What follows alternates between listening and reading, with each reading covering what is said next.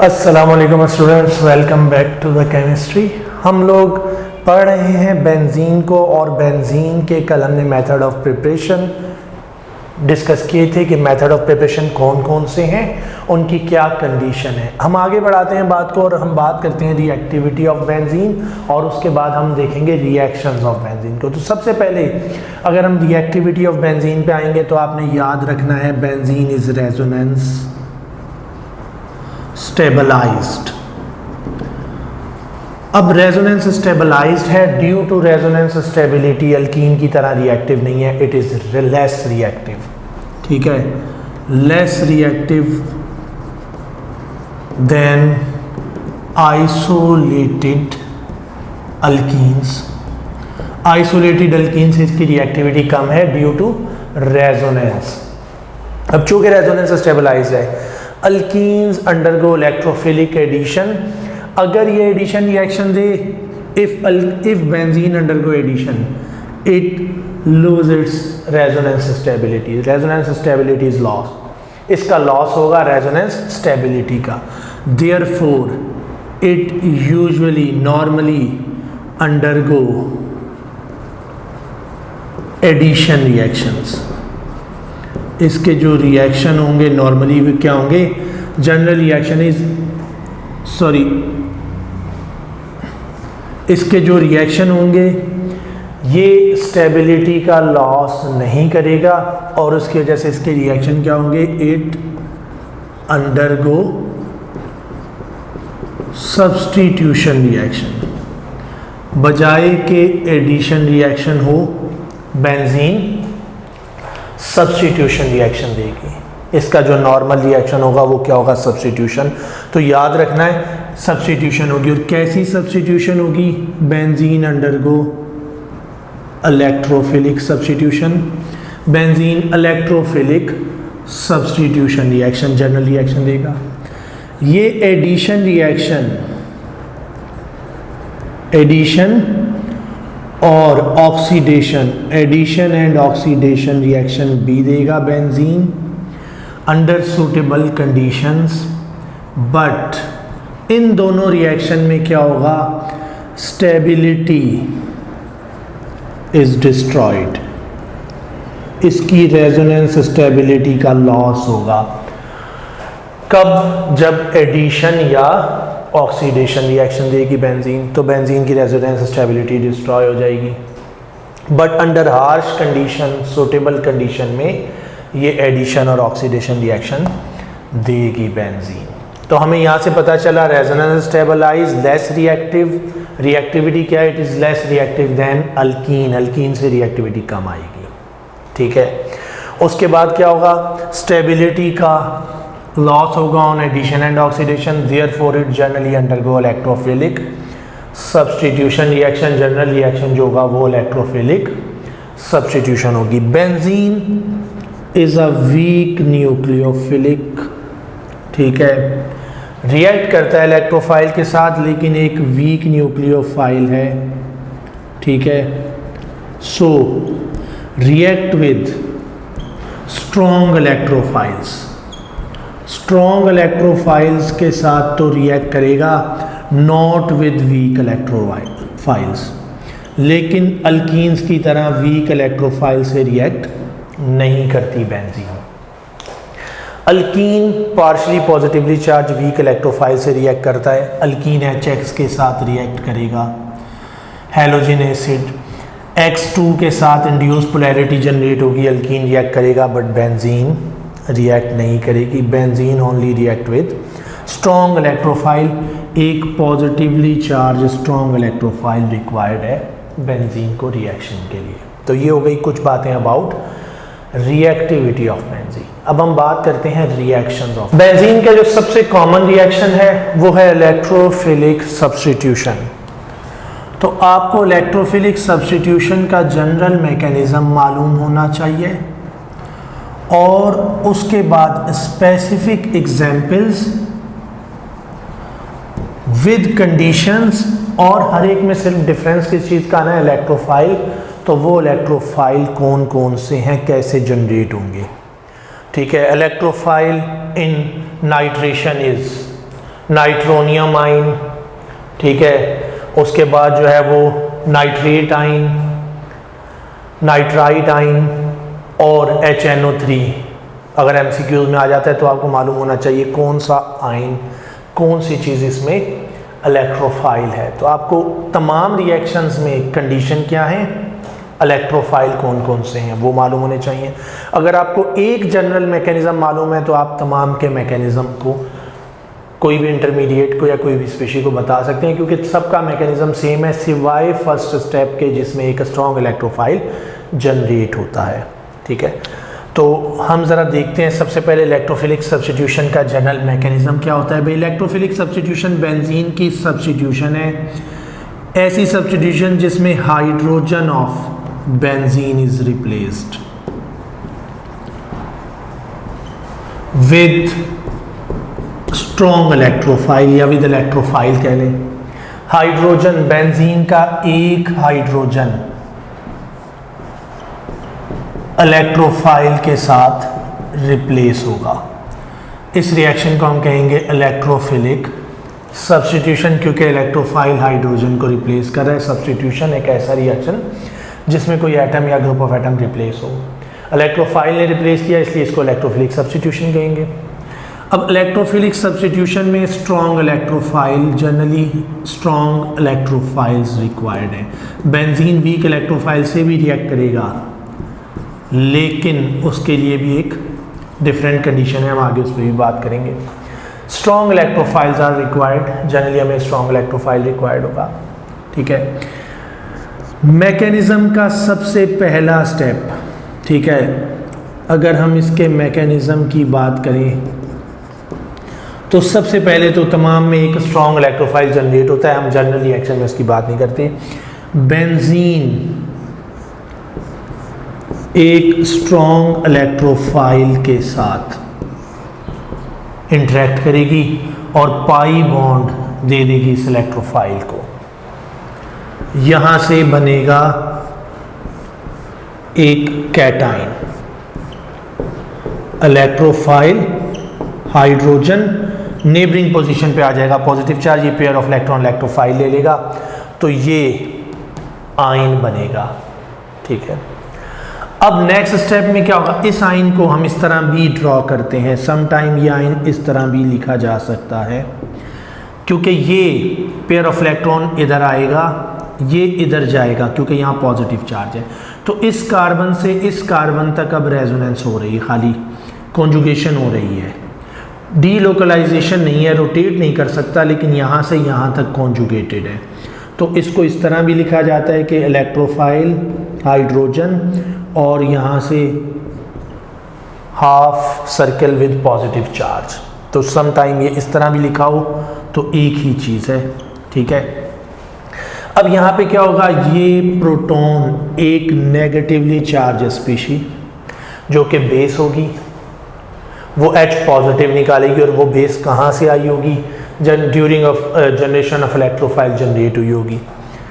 ये H hydrogen निकाल लेगी, ये पेयर ऑफ इलेक्ट्रॉन यहाँ जाएगा और ये चेंज हो जाएगा प्रोडक्ट में। बेंजीन अपनी एरोमेटिसिटी, अपनी रेजोनेंस जो कि चली गई थी वापस हासिल करेगा और BH बन जाएगा।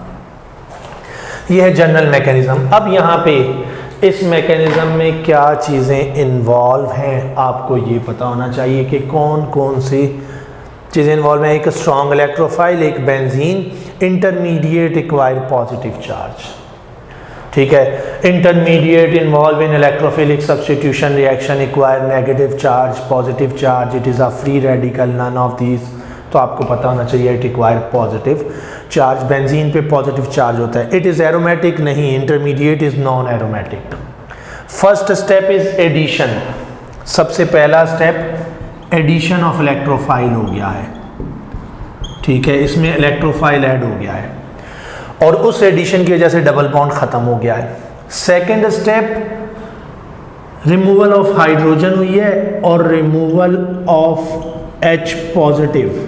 H पॉजिटिव रिमूव होने से दोबारा कॉन्जुगेशन आई है, री एरोमेटिसिटी, रीगेन ऑफ एरोमेटिसिटी हो गया है। बेंजीन ने दोबारा अपनी एरोमेटिसिटी हासिल की है सेकेंड स्टेप पे। ठीक है, ये जनरल रिएक्शन है इलेक्ट्रोफिलिक सब्स्टिट्यूशन का। अब इसकी हमारे पास 5 एग्जाम्पल हैं: halogenation, nitration, sulphonation, Friedel craft alkylation and Friedel Crafts acylation. तमाम का एक ही मैकेनिज्म है, ये इलेक्ट्रोफाइल सिर्फ चेंज होते रहेंगे।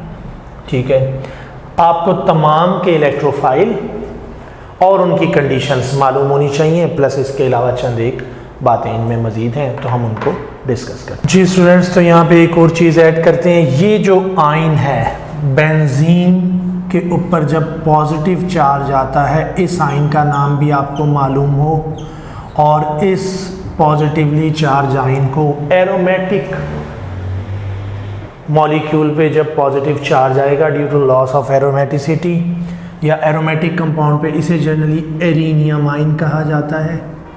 ठीक है, ये एरिनियम आयन है। इसके अलावा इसका नाम है साइक्लोहेक्साडाइइनाइल कैटाइन। ठीक है, तो इसको साइक्लोहेक्साडाइइनाइल कैटाइन भी कहते हैं। तो और करके इसका ये नाम भी देख लें, साइक्लोहेक्साडाइइनाइल। ठीक है, कैटाइन, ये नाम भी इसे दिया जाता है। और बेंजोनियम आयन भी कह सकते हैं, बेंजीन का कैटाइन है तो इट इज बेंजोनियम आयन। तो इसका नाम एरिनियम आयन, साइक्लोहेक्साडाइइनाइल कैटाइन या बेंजोनियम आयन है, जो कि इंटरमीडिएट के तौर पे इलेक्ट्रोफिलिक सब्स्टिट्यूशन में बन रहा है। जी स्टूडेंट्स, तो अब हम 1 बाय 1 बात करते हैं एग्जाम्पल्स की। तो सबसे पहले हमारे पास जो एग्जाम्पल है इलेक्ट्रोफिलिक सब्स्टिट्यूशन में, वो है halogenation of benzene. Halogenation of benzene, और हेलोजिनेशन ऑफ बेंजीन का मतलब होगा hydrogen is replaced by halogen, not addition of halogen. Halogenation of benzene जब है तो बेंजीन का एक हाइड्रोजन हेलोजन से रिप्लेस हो। ठीक है, ये सारे हाइड्रोजन रिप्लेस हो जाएं। जब रिप्लेस हो हाइड्रोजन हेलोजन के साथ तो इसे हेलोजिनेशन कहेंगे। हेलोजिनेशन के लिए सबसे पहले आपके पास कंडीशन क्या होगी भाई? कंडीशन आपके पास X2 प्लस FeX3 और AlX3। ठीक है, एल्यूमिनियम ट्राइहेलाइड या iron trihalide as a catalyst use होता है। ये क्या है? बोथ आर कैटलिस्ट, इनमें से कोई एक कैटलिस्ट, AlCl3, FeCl3 या FeBr3, X2 हेलोजन, और यहां से होगा क्या?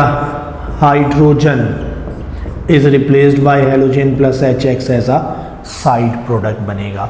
ये हेलोजिनेशन है, जनरल रिएक्शन है, जिसमें AlCl3 या FeCl3 कैटलिस्ट है। अब ये FeCl3 और AlCl3 या FeX3 AlX3 इन्हें कहा जाता है Lewis acid catalyst. Lewis acid catalyst, ये लेविस एसिड है। लेविस एसिड के तौर पे यहाँ एक्ट करते हैं। क्यों एक्ट करते हैं लेविस एसिड? क्योंकि X2 is a week electrophile. X2 बल्कि इलेक्ट्रोफाइल आई नहीं है, तो एक न्यूट्रल नॉन पोलर मॉलिक्यूल है। Benzene only react with strong electrophile. अब यहाँ से एक तो MCQs में आ जाता है FeX3 और AlCl3 act as a dash in halogenation of benzene, तो they act as a catalyst. They are Lewis acid, Lewis base electrophiles. ये क्या हैं? ठीक है, तो ये they are Lewis acid. Lewis acid का मतलब है lone pair acceptor. Lone pair acceptor Lewis acid है हमारे पास, और ये यहाँ पे स्ट्रॉन्ग इलेक्ट्रोफाइल जनरेट करते हुए लॉन पेयर एक्सेप्ट करते हैं। मैं सिर्फ मैकेनिज्म का पहला स्टेप लिखूंगा, रिमेनिंग मैकेनिज्म आपको मालूम है। हेलोजन XX एक न्यूट्रल मॉलिक्यूल है, नॉन पोलर है, तो ये कैसे स्ट्रॉन्ग इलेक्ट्रोफाइल हो गया भाई? ये तो वीक इलेक्ट्रोफाइल भी नहीं है। ये तो वीक इलेक्ट्रोफाइल भी उस वक्त बना था when it come closer to the alkene, जब अल्कीन की क्लोज प्रॉक्सिमिटी में आया था तो इसने वीक इलेक्ट्रोफाइल के तौर पे एक्ट किया था, इस पे इंड्यूस पोलैरिटी आई थी। अब यहाँ पे ये एक स्ट्रॉन्ग इलेक्ट्रोफाइल कैसे होता है? AlX3 या FeX3 जो भी यहाँ पे हो, ये हेलोजन अपना पेयर ऑफ इलेक्ट्रॉन इसे दे देता है। ठीक है। यहाँ पे इसने एक्ट किया एज अ लेविस बेस और ये हो गया लेविस एसिड। अब जब इसने पेयर ऑफ इलेक्ट्रॉन दिया, इसकी हम पोलैरिटी लिखें। ये पेयर ऑफ इलेक्ट्रॉन दे चुका है, एक्वायर पार्शियल पॉजिटिव चार्ज, ये पार्शियल पॉजिटिव है, ये इसको अपना पेयर ऑफ इलेक्ट्रॉन डोनेट कर रहा है, ये हो गया पार्शियल नेगेटिव। जब इस पे पार्शियल पॉजिटिव आया, ये पेयर ऑफ इलेक्ट्रॉन इसकी फेवर में ब्रेक हो गया, इसने ये पेयर ऑफ इलेक्ट्रॉन इस हैलोजन को दे दिया, तो ये हैलोजन क्या हो गया, खुद पॉजिटिवली चार्ज हो गया।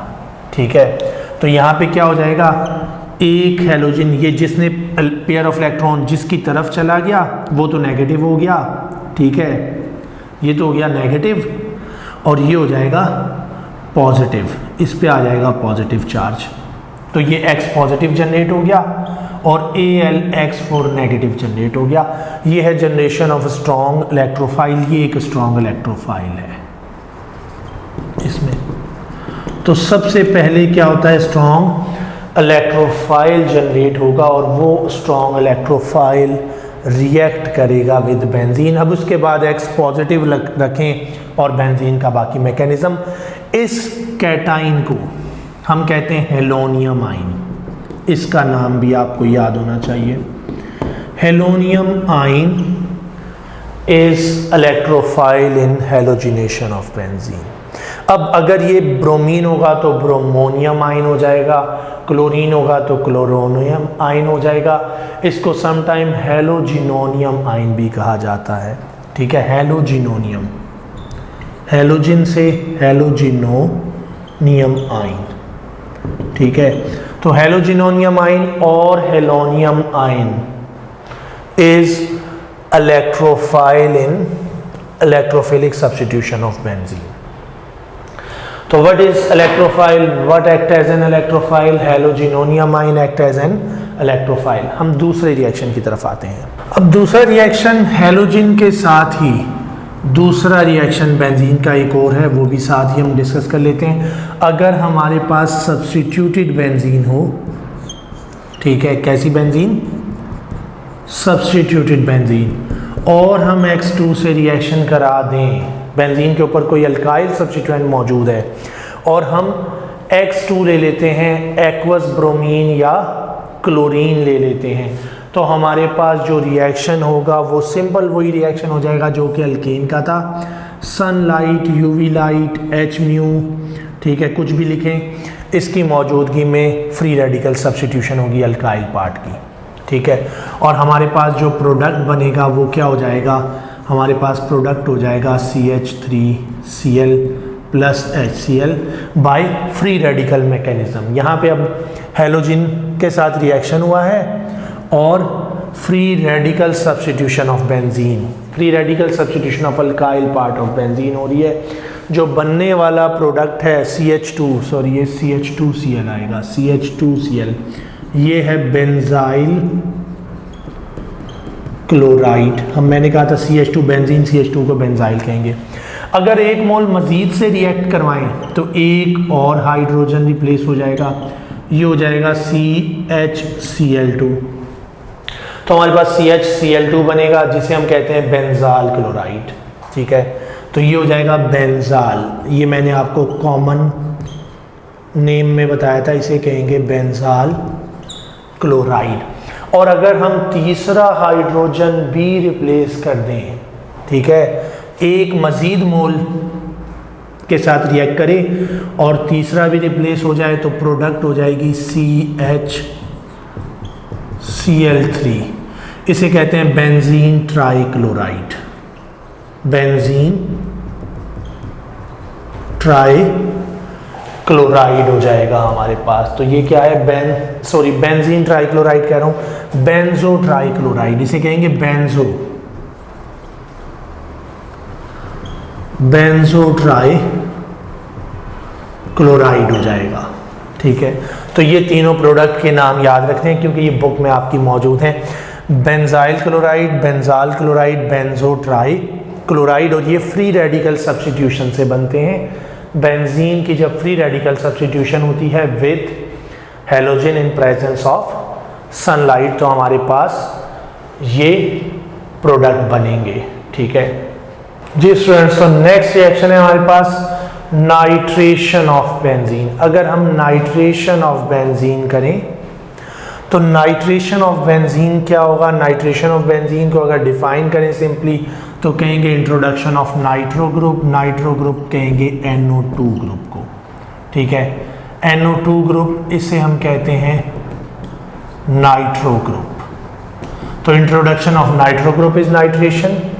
नाइट्रो ग्रुप इंट्रोड्यूस कराने के लिए बेंजीन का रिएक्शन करेंगे with nitric acid HNO3 in the presence of sulphuric acid. यहाँ पे सल्फ्यूरिक एसिड कैटालिस्ट है, sulphuric acid act as a catalyst. Nitric acid reagent है, ठीक है। नाइट्रिक एसिड ये रिएक्टेंट है जिस पे रिएक्शन होना है, ये रीजेंट है जिसके साथ रिएक्शन होना है, और ये कंडीशन है H2SO4 एंड हीट, और H2SO4 कैटालिस्ट है, ठीक है जी स्टूडेंट्स। तो यहाँ पे हमने बात की कि ये हमारा रीजेंट है, ये रिएक्टेंट है, ये कैटालिस्ट है, और यहाँ पे जो बात आपने याद रखनी है, benzene when treated with 1:1 mixture, 1:1 mixture of nitric acid and sulphuric acid, equimolar, 1 mole nitric acid तो 1 मोल H2SO4, 2 मोल नाइट्रिक एसिड 2 मोल H2SO4, 1:1 के रेशो से रिएक्शन करवाते हैं। Equimolar mixture of nitric acid sulphuric acid होता है। दूसरी चीज़, reaction temperature 50 to 55 degree Celsius heat और 50 to 55 डिग्री सेल्सियस, ये हमारे पास टेम्परेचर है। होगा क्या? One of the hydrogen is replaced by nitro group plus water H2O as a side product. अब इसका भी मैकेनिज्म वही है, NO2 पॉजिटिव इलेक्ट्रोफाइल है, वही मैकेनिज्म होगा। HSO4 नेगेटिव, हेलोजिनेशन में AlCl4 नेगेटिव जो बना था वो बेस के तौर पे एक्ट करेगा। यहाँ पे HSO4 नेगेटिव सल्फ्यूरिक एसिड की कॉन्जुगेट बेस जो बनेगी वो बेस के तौर पे एक्ट करेगी, ठीक है। किसी भी एसिड का एनाइन कॉन्जुगेट बेस होता है उसकी, ठीक है। अब यहाँ पे भी पहला स्टेप मैकेनिज्म में जो होगा वो डिफरेंट होगा, जनरेशन ऑफ स्ट्रॉन्ग इलेक्ट्रोफाइल, और इलेक्ट्रोफाइल जनरेट होगा bye reaction of nitric acid, ठीक है, HONO2 मैं इसको लिख रहा हूँ with HSO4H, sulphuric acid H2SO4, यहाँ से OH नेगेटिव H पॉजिटिव ले लेता है, ठीक है, और यहाँ से जनरेट करता है OH negative H positive, H2O produce हो गया, प्लस यहाँ क्या बच गया? OH नेगेटिव निकला, इसका मतलब है ये पेयर ऑफ इलेक्ट्रॉन ले गया, NO2 को इलेक्ट्रॉन डेफिशिएंट कर गया, NO2 पॉजिटिव, प्लस यहाँ से H पॉजिटिव निकला है तो पेयर ऑफ इलेक्ट्रॉन छोड़ के गया HSO4 पे नेगेटिव चार्ज, HSO4 नेगेटिव, ये जनरेट होते हैं जिसमें से NO2 इलेक्ट्रोफाइल के तौर पे नेक्स्ट स्टेप में बेंजीन के साथ रिएक्ट करेगा। वो जो जनरल मैकेनिज्म था उसके अकॉर्डिंग E पॉजिटिव की जगह NO2 पॉजिटिव, B की जगह HSO4 नेगेटिव, बेस जिसने हाइड्रोजन निकाला था सेकेंड स्टेप में वो HSO4 नेगेटिव है, एसिड की, सल्फ्यूरिक एसिड की कॉन्जुगेट बेस है। अब ये जो कैटाइन है, ठीक है, ये जो इलेक्ट्रोफाइल है इसे कहेंगे नाइट्रोनियम आयन। तो nitronium ion act as an electrophile and it is generated by reaction of nitric acid with sulphuric acid. आखिर में जब HSO4 नेगेटिव H पॉजिटिव लेगा दोबारा कैटलिस्ट रीजनरेट हो जाएगा, ठीक है। ये है हमारे पास नाइट्रेशन ऑफ बेंजीन, और उसमें जो बातें आपने याद रखनी है, introduction of nitro group, reaction is carried out by 1:1 equimolar mixture of nitric acid and sulfuric acid. Nitronium ion is catalyst, oh sorry, electrophile. Nitronium ion is electrophile, sulfuric acid is catalyst, sulfuric acid catalyst है, ठीक है। reaction temperature is 50 to 55 degree Celsius.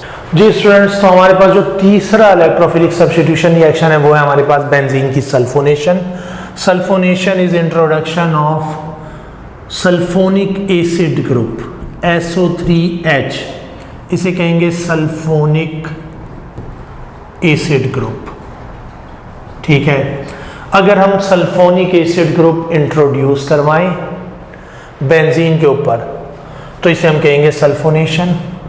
अब अगर benzene पे sulphonic acid group introduce करवाना हो तो इसके लिए रिएजेंट है सल्फ्यूरिक एसिड। हम रिएक्शन करवाते हैं विद H2SO4, ठीक है, और H2SO4 के साथ इसे हीट करें up to 80 degree Celsius. Benzene के ऊपर सल्फोनिक एसिड ग्रुप इंट्रोड्यूस होगा, SO3H प्लस H2SO4 में से OH निकल गया, बेंजीन का हाइड्रोजन, इट प्रोड्यूस वाटर। एक तो ये रिएक्शन है, ठीक है। बनने वाली प्रोडक्ट को हम कहते हैं benzene sulphonic acid, benzene sulphonic acid. Sulphuric acid in the presence of sulphuric acid, इसमें सल्फ्यूरिक एसिड रीजेंट है, सल्फ्यूरिक एसिड ही कैटालिस्ट है। दूसरा यही रिएक्शन करवाया जा सकता है with SO3 sulphur trioxide gas in the presence of sulphuric acid.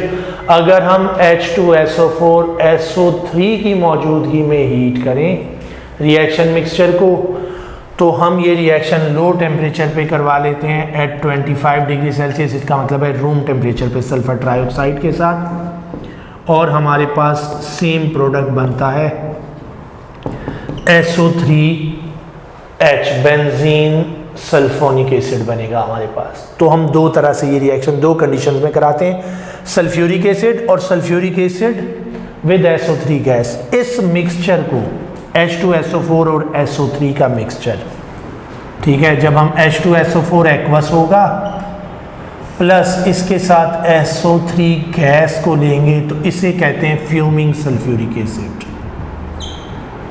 क्या कहते हैं? फ्यूमिंग सल्फ्यूरिक एसिड, क्योंकि इसमें से क्या हो रहा होगा, H2SO4 और सल्फर ट्राइऑक्साइड के फ्यूम्स इसमें से निकल रहे होंगे, ठीक है। तो it is called fuming sulphuric acid, इसे फ्यूमिंग सल्फ्यूरिक एसिड कहा जाएगा। अब जब यहाँ पे हम रिएक्शन कराएंगे तो H2SO4 is reagent, H2SO4 is catalyst, यहाँ SO3 रीजेंट, H2SO4 कैटलिस्ट, ठीक है, और SO3 ही इस रिएक्शन का इलेक्ट्रोफाइल होता है। इन दोनों में जो इलेक्ट्रोफाइल है SO3 न्यूट्रल नॉट पॉजिटिव। अब यहाँ ये बात भी याद रखनी है भाई, वहाँ पॉजिटिव पे टिक नहीं लगाना। अगर आ जाए electrophile in sulphonation of benzene is SO3 positive, SO2, H2SO4, SO3, तो SO3 neutral molecule, sulphur trioxide gas is electrophile, ठीक है। SO3 इन दोनों रिएक्शन में इलेक्ट्रोफाइल है, SO3 इज इलेक्ट्रोफाइल, ठीक है। अब हम बात करते हैं ये SO3 कैसे जनरेट होगा। यहाँ तो हमें इलेक्ट्रोफाइल जनरेट करने की ज़रूरत नहीं, डायरेक्ट इलेक्ट्रोफाइल के साथ ये रिएक्ट करेगा। यहाँ इलेक्ट्रोफाइल पहले जनरेट होगा अगर हम H2SO4 यूज़ करेंगे, ठीक है। तो मैकेनिज़्म की अगर बात करते हैं तो सबसे पहले जनरेशन ऑफ स्ट्रॉन्ग इलेक्ट्रोफाइल जो कि इस रिएक्शन में रिक्वायर्ड है, ठीक है। सबसे पहले H2SO4 अपने ही जैसे दूसरे H2SO4 मॉलिक्यूल से रिएक्ट करता है, इट प्रोड्यूस H3O पॉजिटिव, ठीक है, H3O पॉजिटिव बनाता है। सल्फर ट्राइऑक्साइड SO3 प्रोड्यूस होती है प्लस HSO4 बन जाता है नेगेटिव। HSO4 यहाँ से OH निकला और यहाँ से उसने क्या लिया, OH, ठीक है, H पॉजिटिव, वाटर बना, उस H2O ने एक और हाइड्रोजन ले लिया और वो हो गया H3O पॉजिटिव। तो H3O पॉजिटिव, सल्फर ट्राइऑक्साइड, यहाँ से अगर SO3 छोड़ दें तो क्या निकल जाएगा, H2O निकल जाएगा, वाटर निकल जाएगा। वो H2O यहाँ से H पॉजिटिव लेगा, H3O पॉजिटिव और HSO4 नेगेटिव में चेंज हो जाएगा, ठीक है। तो ये हमारे पास सबसे पहले क्या हुआ, इलेक्ट्रोफाइल जनरेट हो गया, SO3 इज इलेक्ट्रोफाइल। अब ये SO3 रिएक्ट करेगा एज अ इलेक्ट्रोफाइल। इसका मैकेनिज्म मैं लिख देता हूँ क्योंकि इसमें एक स्टेप ज़्यादा आएगा बाकी इलेक्ट्रोफिलिक सब्स्टिट्यूशन के मैकेनिज्म से। जी, तो सबसे पहले क्या होगा, benzene plus S double bond O double bond O double bond. अब वाई SO3 इज इलेक्ट्रोफाइल, भाई क्यों SO3 एक न्यूट्रल मॉलिक्यूल इलेक्ट्रोफाइल है? Because sulfur is less electronegative, oxygen is more electronegative, and there are 3 electron withdrawing oxygen atom attached to sulfur. Sulphur के साथ 3 electron withdrawing oxygen मौजूद है, इसलिए sulphur को हाईली इलेक्ट्रॉन डेफिशिएंट कर रहे हैं। बेंजीन अपना पेयर ऑफ इलेक्ट्रॉन यूज़ करते हुए इधर रिएक्ट करेगा, एक पाई बॉन्ड ऑक्सीजन की फेवर में तोड़ेगा। अब यहाँ जो पहले स्टेप में जो चीज़ बनेगी वो क्या हो जाएगी, positive S double bond O negative, plus इसके साथ मौजूद है हाइड्रोजन। नेक्स्ट स्टेप में क्या होगा, वही HSO4 नेगेटिव बेस ने ये हाइड्रोजन निकाल लिया, बेंजीन की एरोमेटिसिटी वापस आ गई, benzene S double bond O negative, लेकिन SO3H सल्फोनिक एसिड ग्रुप है। तो यहाँ पे अब क्या होगा, ये O नेगेटिव बनने वाले H3O पॉजिटिव से हाइड्रोजन ले लेगा, मीडियम से इसने हाइड्रोजन लिया और ये कन्वर्ट हो गया बेंजीन सल्फोनिक एसिड में SO3H प्लस H2O, ठीक है। जबकि यहाँ पे ये HSO4 नेगेटिव चेंज हो गया था H2SO4 में, कैटालिस्ट रीजनरेट हो गया था। तो ये है mechanism for sulphonation of benzene. Student यहाँ पे हमारे पास 3 रिएक्शन पूरे होते हैं। अब यहाँ पे याद क्या रखना है भाई, सल्फोनेशन सल्फोनिक एसिड ग्रुप की introduction, sulphur trioxide is catalyst, 2 different condition use होती हैं, सल्फ्यूरिक एसिड विद 80 डिग्री और sulphur trioxide fuming sulphuric acid at room temperature, ठीक है जी। तो स्टूडेंट्स आखिरी 2 जो इलेक्ट्रोफिलिक सब्स्टिट्यूशन रिएक्शन हम बेंजीन के डिस्कस करने लगे हैं वो हैं हमारे पास Friedel Craft alkylation and Friedel Craft acylation. Friedel Crafts, ठीक है, ये नाम है, तो हम इसको सिंपली अब FC आगे लिख लेंगे, एक दफ़ा हमने लिख लिया फ्रीडल क्राफ्ट्स। अब अल्काइलेशन है एक और दूसरी है एसाइलेशन। अल्काइल ग्रुप कार्बन की कोई भी chain, acyl group RC double bond O, carbon chain with C double bond O। अगर हम इंट्रोड्यूस करवाएं अल्काइल ग्रुप तो अल्काइलेशन, अगर इंट्रोड्यूस कराया एसाइल ग्रुप तो एसाइलेशन। अब एसाइल भी कहते हैं, एसॉइल भी कहते हैं, इसके दोनों नाम। ACYOL भी लिखेंगे, ACYL भी लिखा जाता है, तो एसाइल लिखा हो या एसॉइल लिखा हो एक ही बात है, इसको लेके कंफ्यूज नहीं होना। अब सबसे पहले अगर अल्काइलेशन करानी हो तो alkyl halide is used. Catalyst वही जो कि हैलोजिनेशन में था, AlX3 और FeX3। अब यहाँ पे भी ये लेविस एसिड कैटलिस्ट ही रहेगा, कैटलिस्ट है और लेविस एसिड कैटलिस्ट है, ठीक है। प्रोडक्ट इस अल्काइल हैलाइड का अल्काइल चेन इंट्रोड्यूस हो जाएगा इधर प्लस HX, ठीक है। मैकेनिज्म का सबसे पहला स्टेप स्ट्रॉन्ग इलेक्ट्रोफाइल की जनरेशन है और वही मुख्तलिफ है, बाकी सारा फिर सेम होता है।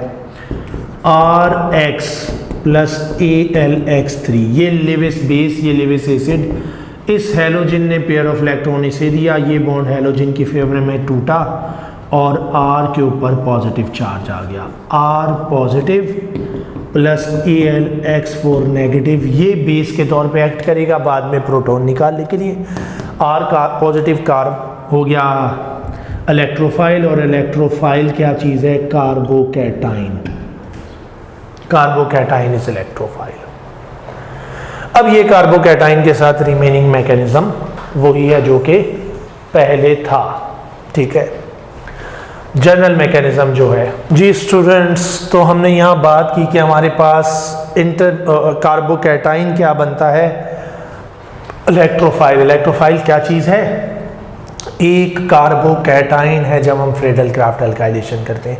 अब यहाँ पे थोड़ा सा प्रॉब्लम होता है, और वो प्रॉब्लम क्या होता है, वैसे तो हम जनरली ये मैकेनिज्म लिख देंगे, लेकिन अगर कहा जाए कि अल्काइलेशन में हमारे पास प्रॉब्लम क्या है, तो अल्काइलेशन में प्रॉब्लम यह है कि some time we can not get our desired product. एक तो पोली सब्स्टिट्यूशन हो जाती है, बहुत सी पोजीशंस पे अल्काइल ग्रुप अटैच हो जाता है, सिवाय एक पोजीशन के।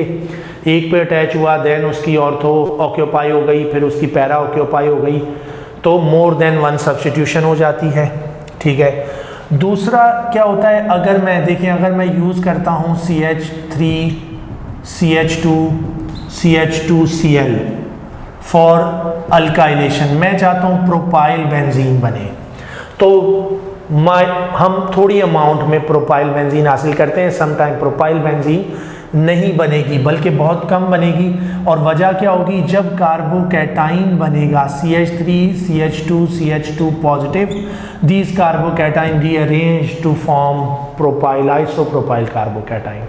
आइसोप्रोपाइल बेंजीन बन जाती है बजाय कि प्रोपाइल बेंजीन के, क्योंकि ये प्राइमरी कार्बोकैटाइन है। अगर ये रीअरेंज हो जाए, ठीक है, तो यहाँ पे पॉजिटिव और ये CH3 हो जाएगा, CH पॉजिटिव, और ये हो जाएगा एक सेकेंडरी कार्बोकैटाइन। तो यहाँ पे शिफ्टिंग ऑफ प्रोटॉन हो जाती है और कार्बोकैटाइन सेकेंडरी में चेंज हो जाता है।